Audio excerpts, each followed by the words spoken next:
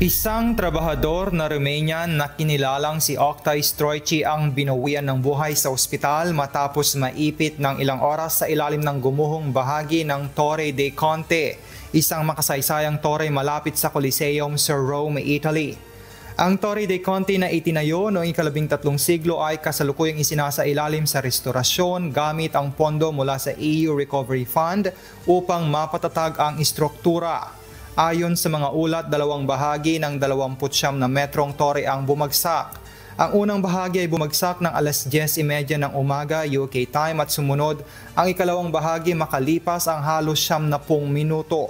Habang isinasagawa ng mga bumbero ang pagsagip sa biktima, muling nagkaroon ng mga pagguho na nagpahirap sa kanilang isinasagawang rescue operation. Bagaman may malay pa si Stroici habang inilalabas mula sa pagguho, ngunit tuluyan din itong binawian ng buhay pagdating sa pagamutan. Isa pang trabahador na Romanian ang nasugatan ng malubha, ngunit nasa ligtas na kalagayan na, habang may dalawang iba pa ang nagtamo ng minor injury.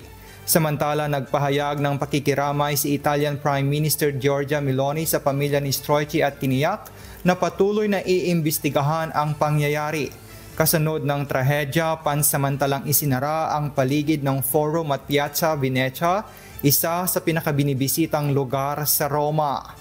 James Hilario, humahataw sa balita ngayon.